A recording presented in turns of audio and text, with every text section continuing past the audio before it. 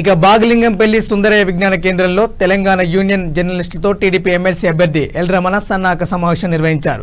ఈ ఎమ్మెల్సీ ఎన్నికల్లో మొదటి ప్రాధాన్యత ఓటు వేసి తమను అత్యధిక మెజార్టీతో గెలిపించారని ఓటర్లకు విజ్ఞప్తి చేశారు. ప్రశ్నించే గొంతునే పెద్దల సభకు పంపించాలని కోరారు.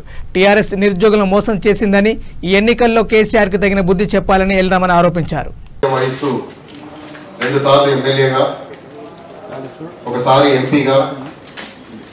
ఒకసారి కార్పొరేషన్ చైర్మన్ గా మంత్రిగా పనిచేసిన అనుభవం రమణ గారికి ఉంది. అంతేకాకుండా గత మహాకూటమి సందర్భంలో కాంగ్రెస్, టీడీపీ, మిగతా పార్టీల అలయన్స్ల సందర్భంలో కూడా తను గెలిచే సీటును కూడా కాంగ్రెస్ పార్టీకి త్యాగం చేసిన చరిత్ర మన రమణ గారికి ఉంది. ఈ నేపథ్యంలోనే మనం ఈరోజు ఈ ఎమ్మెల్సీ ఎన్నికల గతంలో Telangana journalist forum for Telangana అనే వివిధ రకాలుగా కొన్నాళ్ళుగా జర్నలిస్టుల సమస్యల కోసం పోరాటం చేస్తున్నాం. పలు సమయాల్లో జర్నలిస్టులకు జరుగుతున్నటువంటి అన్యాయాలపై గొంతేస్తూ ప్రశ్నిస్తున్నాం. దానిలో భాగంగా మనం కూడా ఒక లీగల్గా ఉండే ఉద్దేశంతో బాగుంటుందనే ఉద్దేశంతో యూనియన్ ఆఫ్ తెలంగాణ జర్నలిస్ట్ అనేది ఏర్పాటు చేయడం జరిగింది. దానిలో భాగంగా తొలిసారిగా మాకు పలు సందర్భాల్లో మేము చేస్తున్నటువంటి కార్యక్రమాల్లో పలు సందర్భాల్లో మాకు మద్దతు ఇచ్చినటువంటి ఎల్ రమణ గారు వేటే పేస్తూ ఒప్పుకోవడం, దానికి రావడం అనేది చాలా సంతోషం, హర్షించదగ్గ విషయం. ఎల్ రమణ గారి గురించి మనం కొత్తగా చెప్పవలసింది ఏమి లేదు. ఆయన చాలా సీనియర్ నాయకుడు. ఒక మారుమూల ప్రాంతం నుంచి ఒక బలహీన వర్గాలకు చెందినటువంటి వ్యక్తి అంచెలంచెలుగా ఎదుగుతూ స్వయంగా అనుగుణంగా అన్నాడు మా పార్టీలో మొదలు చెప్పిన సహచర నాయకులకు చివరి కార్యకర్త వరకు, అది SMS ద్వారా కావచ్చు, టెలికాన్ఫరెన్స్ ద్వారా కావచ్చు, వివిధ వేదికల్లో కావచ్చు, మీరు నామోదుకు స్వీకారం చుట్టండి.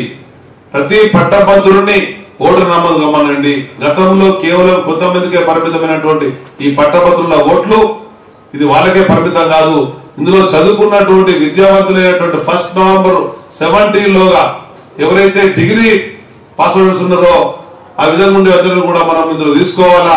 వాళ్ళందరూ కూడా ఎలిజిబుల్ ఉన్నటువంటి ప్రతి అర్హులను ఓటర్ అయ్యే విధంగా చేయాలని చెప్పని పెద్ద కార్యక్రమం తీసుకున్నా.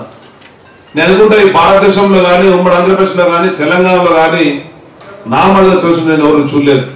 నాకున్న అనుభవం అనుగుణంగా నేను వివిధ కుల సంఘాలను, వివిధ ఆర్గనైజేషన్స్, ఈ సంబంధించినటువంటి విద్యార్థి సంఘాలను అందరితో కూడా మాట్లాడేసి దాదాపు 4 నెలలు విశ్రామం లేకుండా ఎక్కువ సంఖ్యలో ఓటర్లు నమోదు కావాలా.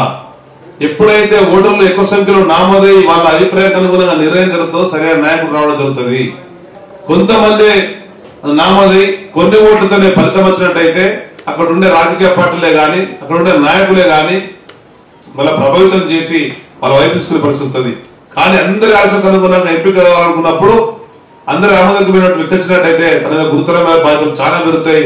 ఉన్నటువంటి సిట్టింగ్ ఎమ్మెల్యే రామచంద్రరావు గారు కానీ, గతంలో ఉన్నటువంటి ప్రొఫెసర్ నాగేశ్వరరావు గారు కానీ ఓటర్లతో కలిసి పనిచేసినట్టు కానీ, ఓటర్ల మనోభావాలకు అనుగుణంగా ముందుకెళ్ళడం మాత్రం నాకు సమాచారం లేదు. కానీ ప్రత్యేకటువంటి ఎమ్మెల్సీ మాత్రం ఎట్టి పరిస్థితుల్లో ఈ ప్రభుత్వం ద్వారా ఇబ్బందులు పడుతున్నటువంటి, బాధలు పడుతున్నటువంటి, విస్మయం గురైనటువంటి అన్ని వర్గాలకు మనం అండగా ఉండాలని చెప్పంటే ప్రతి ఒక్కరి గొంతుకందులో ఉండాలా. చిన్న సంఖ్యలో ఉండేటువంటి కుల సభ్యులు మొదలు పెడితే పెద్ద సంఖ్యలో